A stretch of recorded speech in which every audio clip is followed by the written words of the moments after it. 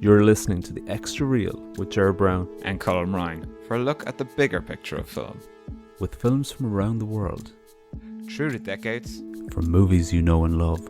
to movies you need to discover.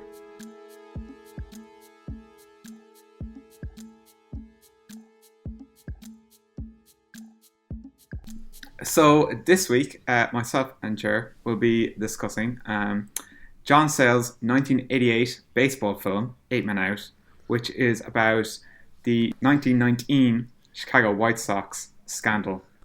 Coming up in this episode, we talk about the diverse career that John Sayles has had. We highlight one of his best films. We also talk about the casting process. You'll hear a brief overview of other films in the baseball genre. We reveal the innovative techniques he used to film a period drama on a modest budget. We highlight key scenes. We speak a little bit about John Cusack. So back to the episode. AKA the Black Sox scandal. AKA the Black Sox scandal. Apparently, Yeah. the name Black Sox actually doesn't come from this, though. They were apparently called the Black Sox a few years before this because, as we'll see in the film's plot, the owner wouldn't pay to get their uniforms cleaned, so the uniforms would always be really dirty and dark. So they became known as kind of the Black Sox. Yeah, That's brilliant. yeah. So that's essentially the plot, basically, isn't it? It's about a bunch of guys who on the team who decide to throw the games in the World Series. In itself, sounds like any other random sports film. What distinguishes this from all the others that we've seen? I think it's rare to see a sports film where people are going to throw a game as big as this, because the World Series is obviously it's best of 9 games. Obviously around that time they were the best team, but apparently after this, I don't think they reached another World Series, the Chicago White Sox, for a number of years, like the 50s or 80s or something. I know very little about baseball, so as I'm sure you do. But I think what makes this different is it's a really, really interesting ensemble piece, you know. Begins, for example, with these 2 kids going to a ball game. And there's an excellent kind of, the way that the director introduces all the players is really brilliantly done, I think. It's excellent. Like, to manage such an ensemble and introduce so many characters so quickly is amazing. I think it's brilliant. Yeah. Do you want to talk a bit about how he does that? Yeah, I guess, he does it at the start where you have all the kind of the players, like, as they're coming in and out of going to bat or pitching or whatever, they have their talk amongst themselves, so you kind of get introduced to them that way. But then also there's an excellent kind of opening, like, not opening, but it's probably in the first 15 minutes, this kind of bar scene where you have the whole team around and they all kind of hang out in different cliques and clusters. And you see the guys who are like, you know, really into the sport. The other guys who are like, like life isn't about like just winning and losing. It's about working the angles, things like that. And the guys who drink loads of alcohol, the guys who don't, all these little things. The guys who are family men, the guys who aren't, all these little things. It's really, really The rich effective. versus the poor. Yes, definitely. And all their backgrounds, everything like that. Like there's the one player who's kind of known as College Boy, Yeah. and he's constantly reminded of this, which is really cool. So this is directed by John Sayles, who, you know, he has quite a reputation. He's, you know, a notable writer, a notable director. And this is, you know, I haven't seen one of his films for quite a while, actually.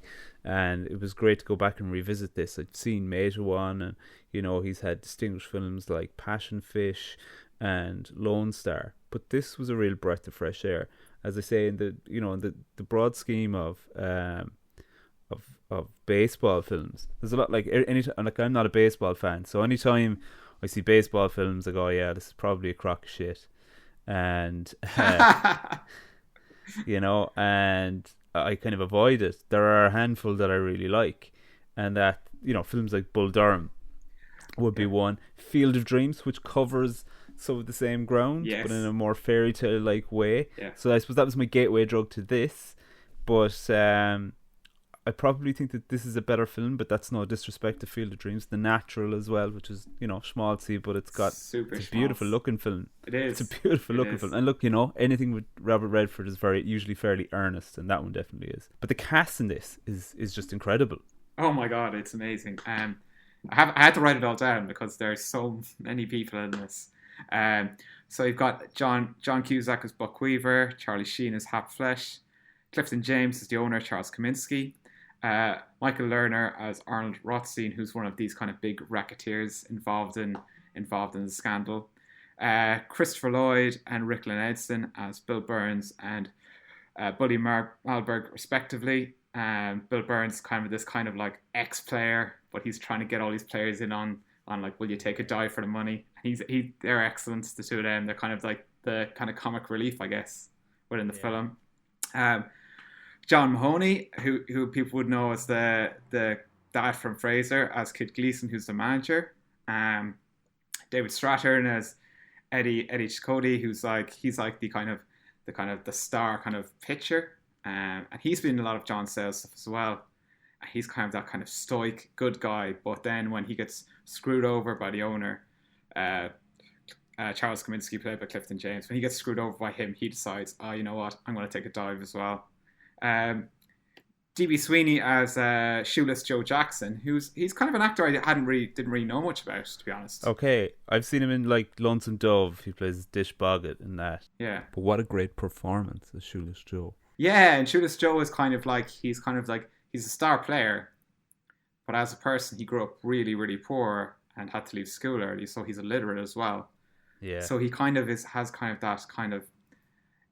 like this kind of amazing player, but when he's off the pitch, normal life just is really tough for him.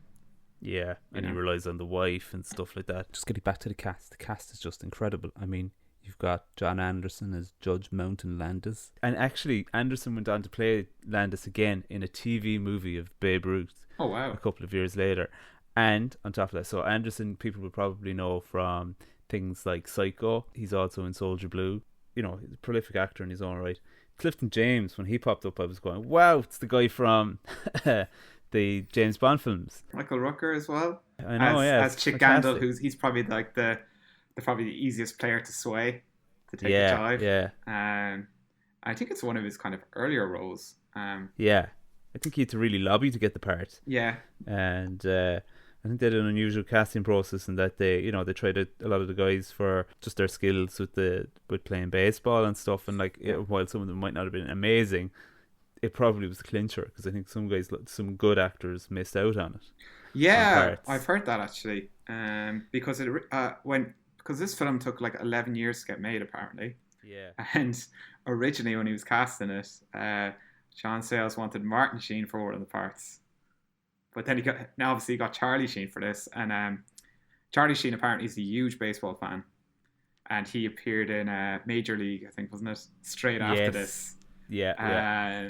But apparently he was one of the better players than John Cusack as well, and I think it really comes across in John Cusack's character, like how much he actually loves the game, because he's kind of the guy on the team, Buck Weaver, who knows about the fix, but tries to play against it. Yeah. So he's kind of in on the fix, but then he decides, you know what, I'm not going to be part of this. And his characters, for me, he was the most interesting. Yes. And I've gone through a weird phase with John Cusack. I think when I first started watching things, I was like, oh, John Cusack, he's great. We're going back to things like Say Anything and stuff like that. And then I kind of got sick of him. Couldn't look at him. Yeah, I don't know what it was. Lately, and then he's made a lot of crap. And then lately, I've kind of started to like him again after Never Grow Old. He's amazing in that film. Yeah. As the villain in that. Yeah. And probably one of the most nasty bad guys in any western ever. And, you know, I mean, I've seen quite a few, and so that's put him back in my good books. I almost feel like what happens with John Cusack is he's got maybe signature tics or things or the way he speaks or something that sometimes I find it hard to see him disappear into roles, if you know what I mean. Yeah, he's a bit like Adrian Brody for me at times. I don't know about you, but I just find it's very hard to put him in, even though he's done period pieces. I find sometimes I have to acclimatise. I feel like he's a guy that should be in more modern stuff all the time. But then when you actually go through his filmography and you kind of go, actually, you know what? He's actually, he can fit into a lot of different roles, but he's not as adaptable as, would say, a Tom Hanks type. He's like a couple of notches below that. Yeah. And I don't know what it is, and then maybe it could be down to maybe poor career choices and stuff. I mean, there was whatever he made from like 96 to maybe about 2000, he seemed to be in loads of things. My gosh. Con Air to Gross Point Blank and High Fidelity. Yeah. So anyway, look, the cast is amazing. Yeah. And also as well, it should be mentioned, you're probably going to talk about the look of the film. Yeah. This film is shot by Robbie Richardson, isn't it? Rob Richardson. Yeah. He was obviously shot loads of stuff for Oliver Stone. He's done a few Scorsese's films. He's done, I think, every Tarantino film since Kill Bill 1 or something. Yeah. So that's some going, like, so it's cool to watch it, like, between him and Deakins, anytime you see their names pop up in films from the last 30 years, you're just going, wow, this is exciting, this is interesting. And so visually this is interesting. Aspect ratio wise, I think they went with 185. Yes, that's correct. They didn't go scope on this simply because with the period detail they had to hide a lot of structures and stuff, and it just wouldn't have worked. So that's fun, and it's interesting to hear like that they had like they'd put a protagonist in the foreground to block out like something that shouldn't have been seen, and also that made it easier for doing the crowd scenes and stuff. And they would find out how many extras they had on a given day, and then they were like, okay, well, if we have lots, we can maybe use 50 prime on it. If we have not so many, we can have a long lens on it. And I thought that was really interesting. And also what I really liked was the look of it at the end. So they have this little epilogue which looks distinctly different, and what they did was they desaturated the image. Yes. And they did a few other little bits and pieces to it, but it does look different to the rest, and it really works from a kind of I suppose from a narrative point of view. It does feel like if you opened up an epilogue in a book, it does have that kind of distinct break in it. So that was kind of impressive. No, it was really impressive, and it ends out on like kind of the sepia tone kind of look, which is also weirdly one thing I watched in preparation for this, just to see if there was any little references or anything, was the the famous Simpsons episode, Homer at the bat. Okay. Yeah. Because that's about like an owner placing a bet in his team. Mr. Burns obviously puts a bet in the team, and there's kind of elements of that kind of ending, and then there's kind of it's more kind of the natural kind of reference, but Homer has this kind of like wonder bat, or like this kind of amazing bat that he made himself. But in this film, even like Shoeless Joe Jackson has kind of black bat, and he kind of seems to talk to it and stuff like that, and people say, oh, he sleeps with it. So like little things like that, which are really kind of cool. Something else I heard was that Sayles had a couple of the actors, or one, I think was it David Strathairn or someone else, suggest that they reverse the film so that because I don't think he was a left-handed player or whatever, so that he could play with his right hand. And they'd done that in films like The Pride of the Yankees, which is a Sam Wood film from 1942 with Gary Cooper about Lou Gehrig. And I think Sayles is like, no, we don't have the budget for it. Which is great. Yeah, I'd heard so he made them learn what to do, Yeah. And also it's interesting, this film's like, I think he was contractually obliged to have it under 2 hours, and the film comes in at I love this. 1 hour, 59 minutes and 40 seconds. And to get them speaking in that kind of faster dialogue, that kind of hard-boiled new like kind of dialogue, he had the cast watch the James Cagney film City of Conquest, wasn't it? Yeah. So I watched the trailer for that just to see what that kind of was like, and it was, it's proper Cagney, like, machine gun, spitting the words out, the words out. You got a problem with me, see, that kind of thing. It was great. Yeah, really, really cool. I revisited Cagney's The Fighting 69th recently. Oh yeah. Yeah. Look, it's not. It's one of the lesser ones, to be honest with you. His performance is histrionic, but it's got good production values. It's about a bunch of guys, a platoon in World War One, and it's schmaltzy. For me, the good Cagney films are, things like Public Enemy, Angels with Dirty Faces, Yankee Doodle Dandy, all of that sort of stuff. It's White Heat as well. That was what it is, wasn't it? White Heat's incredible. I've seen that. Yeah. Was there any like what were kind of was there any kind of scenes or anything like that that really stood out for you or really interesting? No, none. Well, the last scene, as I say, the epilogue thing, the courtroom scene was great as well, and that scene where Eddie Cicotti, or is it Cicotti or yeah, I think it's Cicotti or whatever, yeah. Where Strathern goes to confront, is it Comiskey, about his wages. Yes. That was interesting, and I think it was even more interesting reading about it afterwards when they were saying that they made the scene progressively darker as it went on.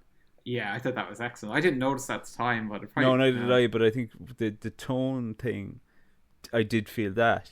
Yeah. So that was interesting to hear that afterwards. I think, as I say, the opening, just introducing so many characters at the start was impressive, and that even the opening 15 minutes of it, because that's where you could really lose it. And I think it was wise then to focus on 3 characters and maybe get to see a bit more of them, their wives and stuff like that. Yeah. So from that point of view, I thought it was, it was so compelling as well, because I didn't know anything about the story beforehand, and that helped.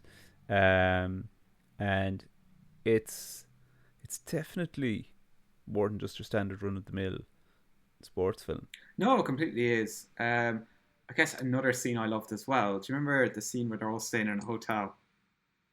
So the whole team's staying in this hotel, and guys who are running the gambling fix are staying in this hotel, and the commissioner for the league is staying in the room beside the owner of the White Sox. But the owner and the commissioner hate each other, and the manager, Kid Gleason, tells Comiskey, he's like, "Oh, look, I think there could be a fix on," and as he has to go in and talk to the commissioner, and then they just have a big argument and shut out the manager. And while that's going on, some of the players are going to meet these guys who are involved in the fix, and then you've got like the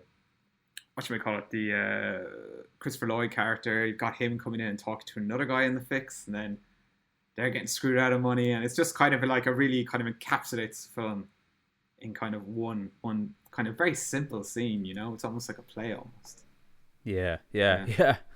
It's so well constructed, and of course, before we forget, of course, Sayles himself is in it as Ring Lardner. It's Ring Lardner, and he's literally got one of the best lines in the whole film, where he says, "Sports warriors of the world unite! You've nothing to lose but your power privileges." And he's got some great kind of zinger lines, and I was like going, "Oh my god! Like, did you write this film?" I think he was meant to play one of the players at first, but then he decided he was a bit too old. So he became Ring Lardner, and apparently he's some kind of like, he looks a bit like Ring Lardner, the original. I had a quick look. They do look alike. Yeah. They do, yeah. But they're a great team, like him and the other sports writer. Who plays him again? It's an older actor. Is it Studs Terkel? It's Studs Terkel, yeah. Yeah, he's Hugh Fullerton, yeah. They have brilliant zippy, they have that great zippy dialogue, don't they? Yeah. It really zings. Yeah. Okay, so sum it up. Why should people watch this film? I think people should definitely check out A Man Out. Probably because you may not have heard of it.